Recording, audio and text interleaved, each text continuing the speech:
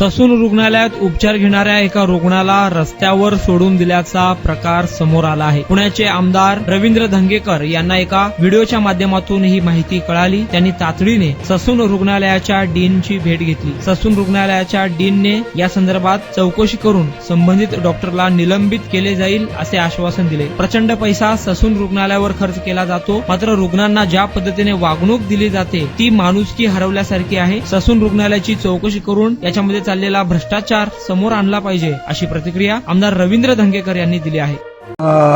मागच्या आठवड्यामध्ये मी पवार साहेबांची भेट घेऊन गेलो आणि मागच्या आठवड्यामध्ये मी असंच एका डॉक्टरने एका पेशंटसाठी मेडिकलची औषधं आणण्यासाठी त्या पेशंटला त्रास दिला. त्याच्याबद्दल त्यांची मी चर्चा केली की साहेब अशा पद्धतीने हे असं ससूनमध्ये घडता कामा नये. पण कालच एक व्हिडिओ पाहिला आणि त्या व्हिडिओमध्ये 32 वर्षाचा रुग्ण ज्या पद्धतीनं सोडून दिलाय रस्त्यावर आणि ते माणुसकीला काळिंबा फासण्याचा जो प्रकार झालेला आहे, तर त्याच्या संदर्भात मी त्यांच्याशी आज भेटलो. मी आता त्याला निलंबित करतो आणि निलंबित करून चौकशी करा. चौकशी करून निलंबित करू नका, पहिले निलंबित करा मग चौकशी करा. आणि अशा पद्धतीनं जर ससूनमध्ये होत असेल तर ही प्रकार घृणास्पद आहे आणि हा माणुसकीला काळिंबा फासणार आहे. मागच्या 15 दिवसापूर्वी अधिवेशनामध्ये मी महाराष्ट्रातल्या सरकारी रुग्णालयामध्ये कशा पद्धतीने कारभार चालतो ह्याचं मी विधानसभेत बी बोललोय. आणि ससूनचा जर बजेट बघितलं आपण तर पुण्यातल्या नामवंत दवाखान्यापेक्षाही जास्त बजेट हे ससूनवर खर्च केलं जातं. पण सिस्टीम मध्ये अभाव असल्यामुळं अशा पद्धतीचा रुग्णांना उपचार मिळत नाही आणि प्रचंड प्रमाणामध्ये सरकारी रुग्णालयामध्ये आज रुग्णांना ज्या पद्धतीनं त्रास होतोय आणि ज्या पद्धतीनं रस्त्यावर नेऊन सोडलंय तर हे प्रचंड चुकीचं काम आहे. आणि ह्या पुणे शहरामध्ये चाललंय काय असं म्हणायची परत वेळ येते. आणि या ससूनमध्ये चाललंय काय, तर अशा पद्धतीनं जर होत असेल तर लोकशाही आता आणि ही कार्यकर्ते आहेत, अनेक कार्यकर्ते आहेत, हे रस्त्यावर उतरल्याशिवाय हे न्याय मिळणार नाही अशी आता मानसिकता सगळ्यांची झाली. आणि आपण बघितलं असेल तर ह्यामध्ये भ्रष्टाचाराचा कळस झालेला आहे. आपण मागच्या आठवड्यात बघितलं असेल पूजा खेडेकर सारखे अनेक अधिकारी हे अपंगाचे सर्टिफिकेट घेऊन जातात. म्हणजे ह्या सिस्टीम मध्ये आता फक्त पैसाच राहिलाय, माणुसकी निघून गेलेले. आणि जनता ज्या पद्धतीनं हा कराच्या रूपाने ह्या सगळ्या सिस्टीमला पगार मिळतो, मेडिकलची औषधं मिळतात, दवाखान्याची सुधारणा केली जाते, पण पेशंटला सुधारणा मिळत नाही. पेशंटला ज्या पद्धतीनं वागवलं जाते पद्धत चुकीची.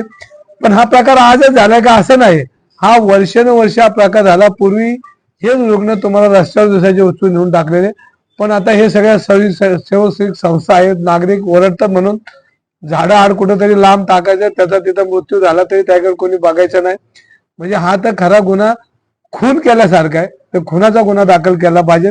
मी बर्न गार्डन पोलीस स्टेशनचे अधिकारी सकाळी त्यांच्याशी फोनवर बोललो, त्यांनाही आता एक पत्र देतो की याच्यावर खुनाचा गुन्हा दाखल झाला पाहिजे. आणि हा जर झाला तर अशा सिस्टीमला आज लगाम बसेल. आणि ह्या ससूनमध्ये ज्या पद्धतीने डॉक्टर लोक पेशंटशी बोलतात, तिथला नोकर चाकर बोलतो, तरी अशा पद्धतीने वागणूक मिळत असेल तर चुकीचे. आपण अनेक हॉस्पिटल बघितले तर कोट्यवधी रुपयाचे त्यांना शासन अनुदान देतं, बजेट देतं.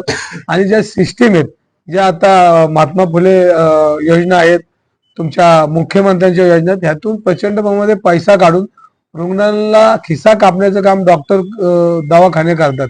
म्हणजे या पुण्यामध्ये सर्वसामान्य नागरिकांना जीवन असह्य झाले. सगळे दवाखाने ह्याच्यावर भरारी पथक शासनाने ठेवलं पाहिजे आणि या भरारी पथक ज्या ज्या नागरिकांच्या तक्रारी त्याच्यावर जाऊन लगेच ऍक्शन घेतले पाहिजे. जर एखाद्या नागरिकांनी जर रोख पैसे दिले किंवा कॅश पैसे दिले तर तोच उपचार 10 रुपयात होतो आणि एखाद्या एजन्सी मार्फत आला तर तो उपचार 30 रुपयाला जातो. आणि ज्या विमा कंपन्या ह्याही लुटायचं काम करतात. दवाखान्यातले ज्या सिस्टीम मध्ये दवाखाने सर्व दवाखाने हे नागरिकांची गळचेपी करतात. आणि हा जो प्रकार झाला हे मी आता अधिकाऱ्यांशी बोललो, त्याला ताबडतोब इथं निलंबित करा आणि मग चौकशी करा. चौकशीचा फास आपल्याला माहिती आहे, वर्षानुवर्ष चौकशी तिथंच राहते, कारवाई होत नाही. पहिले कारवाई होत्या मग चौकशी करा. आता त्यांनी तुमच्या समोर शब्द दिला, मला पत्र देतं म्हणले, तर ते चौकशी निलंबित करून चौकशी करणार. आणि याचा पाठपुरावा आम्ही ते दादासाहेब गायकवाड चांगले उत्तम कार्यकर्ते आहेत त्यांच्यावर. आणि समाजामध्ये अशी लोक रस्त्यावर आली पाहिजे. आणि मी वारंवार बोलतोय की या पुण्याचं चाललंय काय, सगळी सिस्टीम ही भ्रष्टाचारी झाली. आणि पूजा खेडेकरांच्यावरनं आपल्याला लक्षात येईल, अजून दुसरे अनेक अधिकारी याच्यामध्ये दिसत आहेत. म्हणजे अपंगाची सर्टिफिकेट घेऊन आज सर्वसामान्य माणसाला अपंगाचं सर्टिफिकेट मिळायला त्याला चक्कर मार लागतात आणि तो मरून जातो तरी त्याला सर्टिफिकेट नाही मिळत नाही. घोडा बसणाऱ्या अधिकाऱ्याला अपंग सर्टिफिकेट मिळतात. पूजा खेडेकर परत जाते रस्त्याने तिला मिळतात. म्हणजे सिस्टीम चालली कुठं, हा महत्वाचा भाग आहे.